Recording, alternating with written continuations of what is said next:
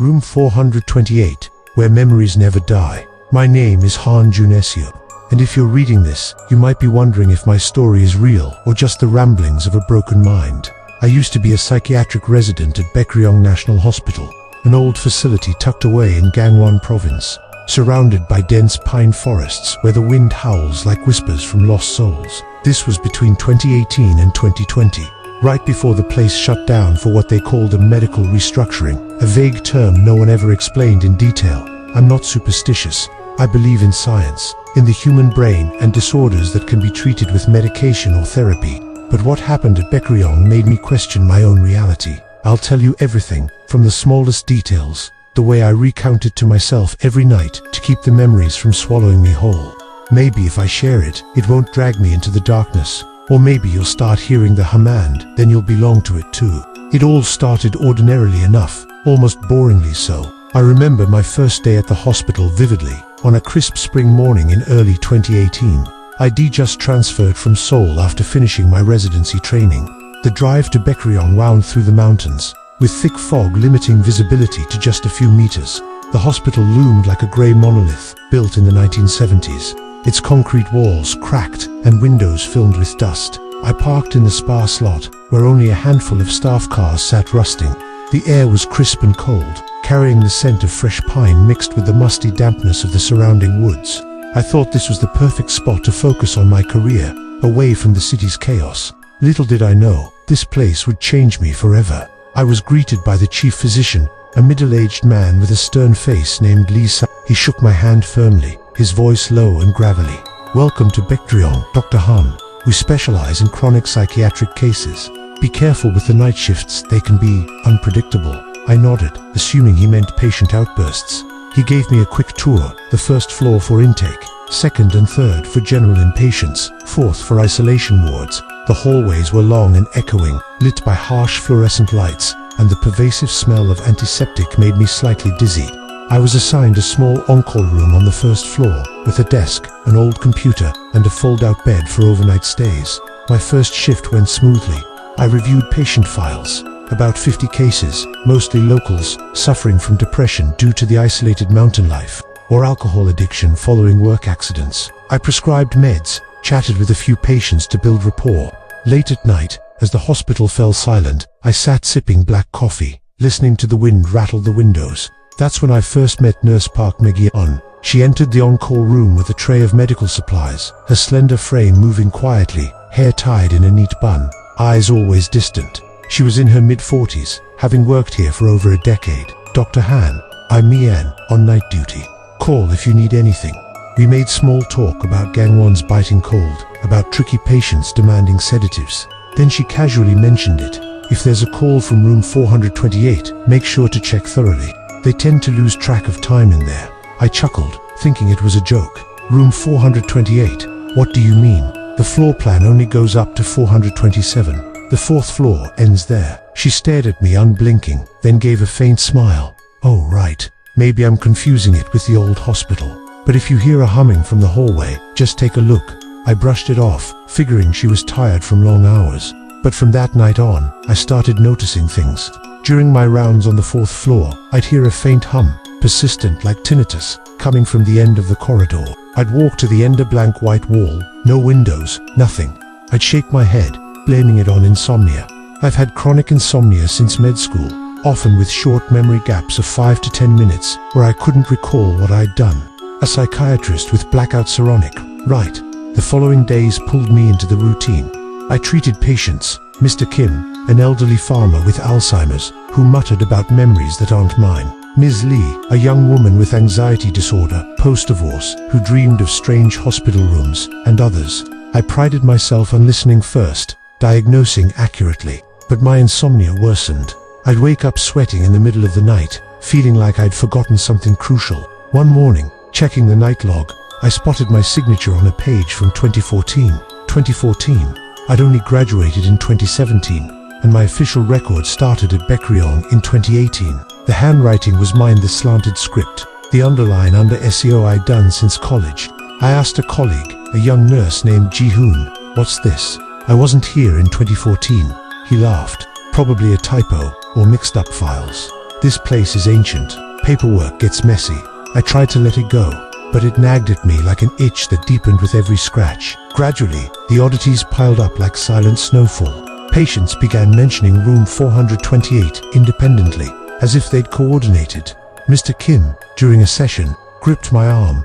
"Doctor, I've been in room 428. The lights flicker, humming softly. Smells like antiseptic mixed with old metal, like rusting blood. The wall clock has no second hand, just hours and minutes. Stuck at 428. Time doesn't flow there." I noted it as collective delusion, perhaps from meds, but my heart raced. Then Ms. Lee said, "I dreamed of that room last night. A door appears from the white wall. Inside dim except for the buzzing fluorescence. Someone's sitting in the corner, but I can't recall their face. Doctor, have you dreamed it?" I denied it, but that night, my dreams shifted. I saw myself walking the 4th floor hallway, the hum echoing, a door materializing from nowhere. I decided to investigate properly. I requested the architectural blueprints from admin. No room for 128s. The drawings ended at 427, and the fire escape map showed just a solid wall at the corridor's end. I confronted Nurse Park. "What do you know about room 428? Patients keep bringing it up. She was organizing meds in the on-call room, turning with her usual smile. Patients imagine things. Doctor, but if you're curious, walk the 4th floor hallway at midnight. You might hear it." I didn't believe her, but that night, I tried. The hospital was deathly quiet, only distant machine beeps. I took the elevator to 4, the corridor stretching under neon glow. At the end, the white wall, but the hum soft, incessant, like overlapping whispers. I touched the wall, icy cold, but nothing. I returned, but from then on, my sleep fractured with flashes. A clock without seconds, metallic scent. I dug deeper. After shifts, I'd sneak into the basement archives, a dark, dusty room stacked with old files.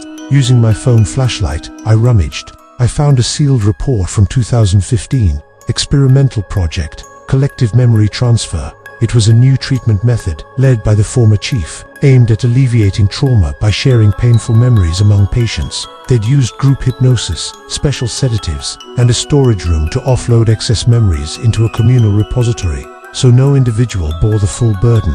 The report noted, initial results positive, 70% symptom reduction. Side effects, overlapping memories causing shared hallucinations of room 428. Project halted abruptly due to risks. There was a participant list, and at the bottom, an approval signature mine from 2014.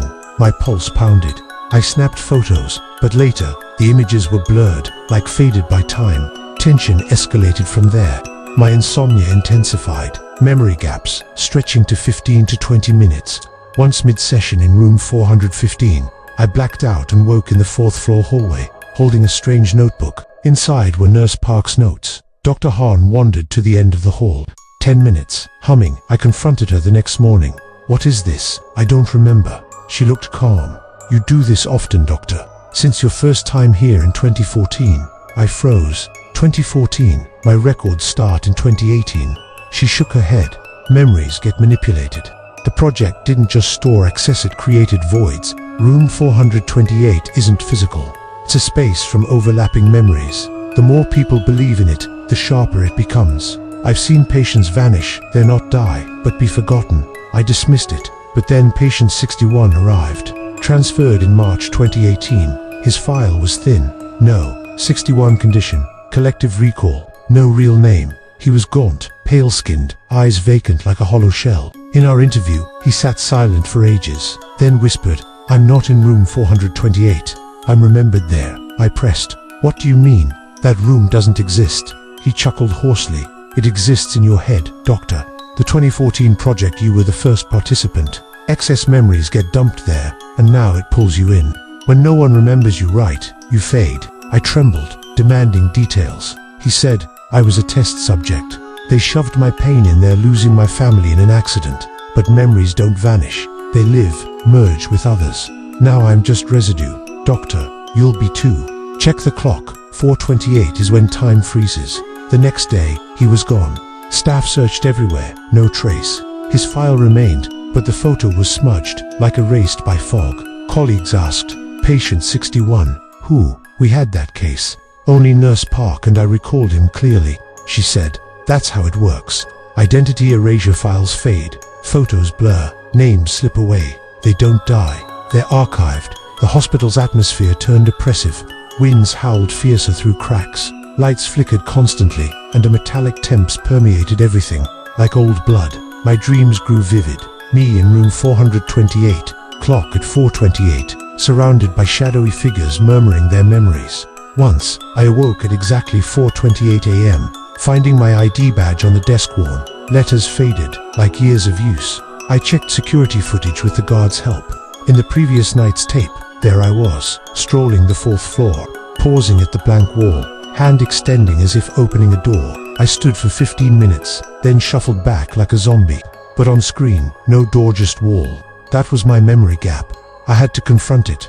On a stormy night, thunder rumbling, winds screaming like demons, I headed to the 4th floor hallway alone. The hum was deafening, like cries from hundreds of souls. The end wall shimmered, like a thin veil. Hazy, I touched it, bone-chilling cold. Then the door appeared edged, peeling white paint, no number.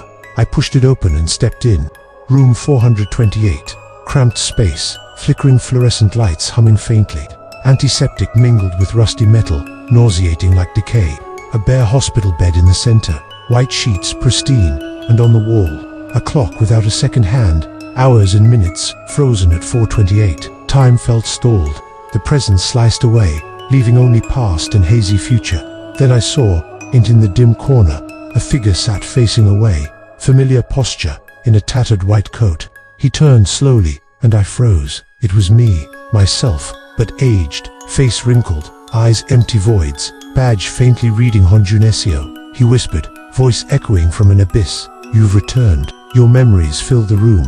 Stay, let others forget. People don't vanish in death, but when no one remembers them right." I screamed, backing out, fleeing. The door vanished behind me, leaving just the wall. Everything crumbled after. My records glitched, signatures faded, ID photo blurred like water damage. Colleagues eyed me oddly. "You're Han, right? You looked familiar, but the name escapes me." Nurse Park disappeared. Days later, her file reduced to sudden transfer. No one recalled her vividly except me. The hospital closed in 2020, and I fled Gangwon for Seoul. But room 428 haunts me. Sometimes, in the dead of night, I hear the hum and wake at 4:28. I wonder, am I truly here, or just someone's excess memory? That project wasn't ghosts, it was a system trying to fix minds, but it birthed a void that devours all. I write this to remember, to exist. But if you've read this far and start forgetting my name, maybe room 428 is calling you. Do you hear the hum?